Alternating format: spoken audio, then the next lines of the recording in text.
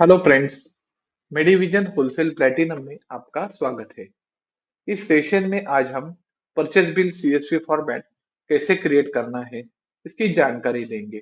अगर हमें ऐसी कोई परचेज की सीएसवी फाइल मेल से रिसीव होती है जो हमारे सॉफ्टवेयर में डिफॉल्ट दिए गए फॉर्मेट से डिफरेंट है, तो ये फॉर्मेट हम सॉफ्टवेयर में आसान तरीके से क्रिएट कर सकते हैं। तो वो कैसे क्रिएट करना है इसकी जानकारी इस सेशन में लेंगे। तो आइए सेशन शुरू करते हैं। मेल से हमें डिफरेंट टाइप की फाइल मिल जाती है, उसमें से एक फाइल रेफर करेंगे।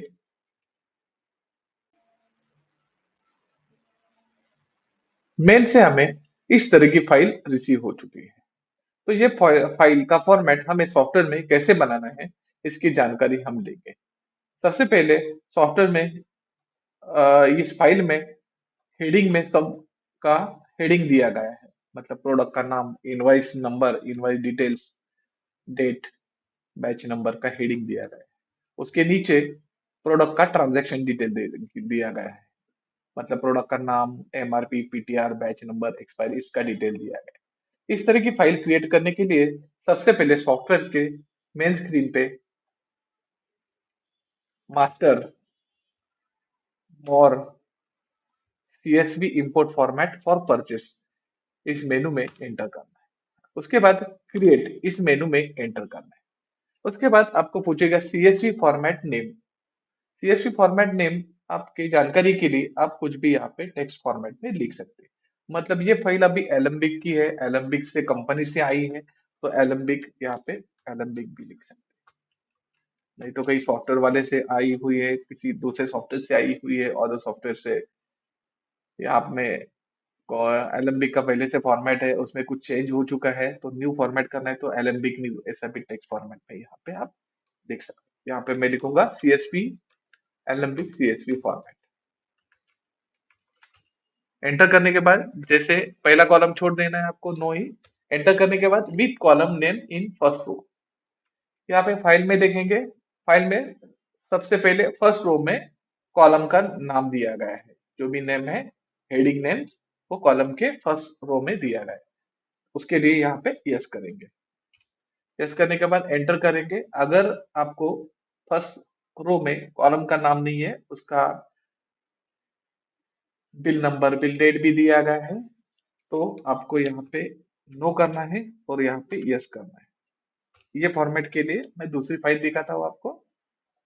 अगर आपको इस तरह की फाइल प्राप्त होती है, तो इसमें फर्स्ट रो में कॉलम का नाम नहीं है, कॉलम का नाम का यहाँ पे रो ही नहीं है। यहाँ पे बिल नंबर दिया गया है, बिल डेट दिया गया है, कस्टमर आईडी दिया गया है। इस तरह की फाइल के लिए आपको यहाँ पे यस करना है। और इस तरह की फाइल के लिए जिसमें हेडिंग दिया गया है, उसके लिए आपको यहाँ पे यस करना है और यहाँ पे नो करना है।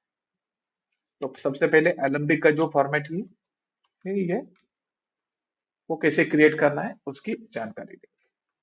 With column name in first row, yes करने के बाद आपको किसी भी कॉलम में कुछ नहीं करना है, एंटर एंटर करके मास्टर रो फील्ड में आपको एंटर होना है। एंटर होने के बाद ट्रांजैक्शन टाइप कुछ दिया नहीं है, सीएसवी में कभी देते नहीं है, इसलिए ये ब्लैंक छोड़ देना है। बिल डेट, बिल डेट यहाँ पे देखेंगे सीएसवी फाइल में।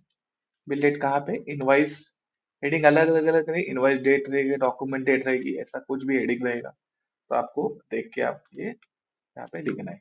अभी डी कॉलम है, डी कॉलम में इनवाइस डेट लिखी है, तो डी यहाँ पे लिखेंगे, एंटर।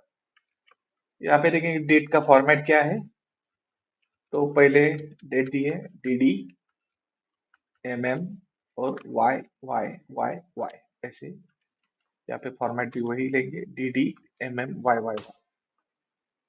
फॉर्मेट अलग अलग रहेंगे, डेट तो अलग अलग फॉर्मेट यहाँ पे ले सकते हैं। बिल नंबर कहाँ पे है, सी में, तो बिल नंबर सी में एंटर करना है। सप्लायर कोड, सप्लायर का कोड रहेगा कुछ, तो यहाँ पे ढूंढेंगे, यहाँ पे कौन से कॉलम में सप्लायर कोड है। सप्लायर का कोड रहेगा तो यहाँ पे डाल देंगे, अगर नहीं है तो ब्लैंक छोड़ देंगे। हम हाथ से भी जब भी बिल इंपोर्ट होगा उस टाइम यहाँ पे लिख सकते हैं। सप्लायर नेम यहाँ पे लिखा होगा, दिया गया होगा। ज्यादातर फाइल में आता नहीं है ये, तो ये हमेशा हम ब्लैंक छोड़ देते हैं। प्रोडक्ट का नाम, प्रोडक्ट का नाम ढूंढेंगे। प्रोडक्ट का नाम कहाँ पे है, मटेरियल डिस्क्रिप्शन। प्रोडक्ट का नाम पर्टिकुलर्स ऐसा कुछ भी हेडिंग रहेगा तो ये देख के हमको वो समझ लेना है। एच कॉलम में प्रोडक्ट का नाम है यूनिट। यूनिट कहाँ पे है, पैकिंग यूनिट, ये इसका कॉलम रहेगा तो कॉलम ढूंढ के यहाँ पे डाल देना है। मटेरियल कॉलम नहीं, इसमें दिया है, अलग से कॉलम इसमें दिया नहीं है। अगर इसमें रहेगा तो कॉलम यहाँ पे डाल सकते हैं। पैकिंग का कॉलम नहीं है इसलिए ब्लैंक छोड़ देते हैं। अगर प्रोडक्ट क्रिएट करेंगे तो उसमें वो प्रोडक्ट देख के हम यहाँ पे एंटर कर सकते हैं। कंपनी नेम, कंपनी नेम कौन सा है, ढूंढेंगे यहाँ पे कहाँ पे है, एसी। डिवीजन नेम मतलब कंपनी नेम, कंपनी नेम यहाँ पे डालेंगे। आई कोड, आई कोड मतलब प्रोडक्ट का कोड। अगर ये फाइल दोबारा से आपको प्राप्त होती है, रिसीव होती है मेल से, ये फॉर्मेट तो आपके पास बना रहेगा, तो इंपोर्ट करने में अलग अलग प्रोडक्ट आपको सिलेक्ट करने नहीं पड़ेंगे। ये कोड से ऑटोमेटिकली ये फाइल से डायरेक्टली कैचअप कर लेगा और 1 सेकंड में आपका बिल इंपोर्ट हो जाएगा। तो यहाँ पे मटेरियल नंबर मतलब जी, आई कोड है, मटेरियल कोड, प्रोडक्ट कोड, ऐसे कुछ कुछ वो हेडिंग चेंज होते रहेंगे अलग अलग फाइल में। क्वांटिटी, यहाँ पे क्वांटिटी कौन से कॉलम में है, के, के कॉलम में क्वांटिटी है।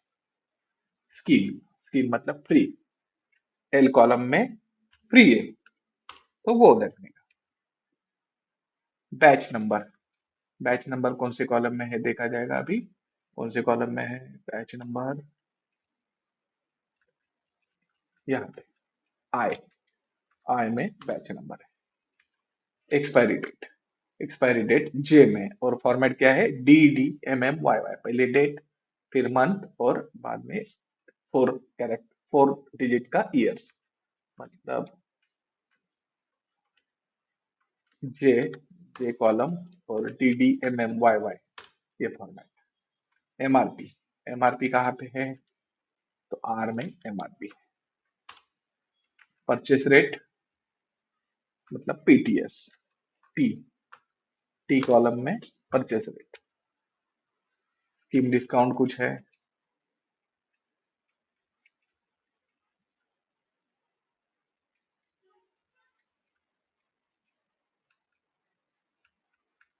स्कीम डिस्काउंट शायद यही रहेगा, तो यहाँ पे कंफर्म करके, कॉलम कंफर्म करके आप यहाँ पे अमाउंट है, नीचे परसेंटेज है। अमाउंट अगर अमाउंट दिया गया है तो अमाउंट में लिखेंगे, नहीं तो डिस्काउंट परसेंटेज में लिखेंगे। अगर आइटम डिस्काउंट दिया है तो आइटम डिस्काउंट का कॉलम देंगे यहाँ पे। आइटम डिस्काउंट तो नहीं दिख रहा है यहाँ पे तो ब्लैंक छोड़ देंगे। पीटीआर, पीटीआर कहाँ पे है, पीटीआर एस कॉलम में पीटीआर दिया गया है तो पीटीआर यहाँ पे देखिए।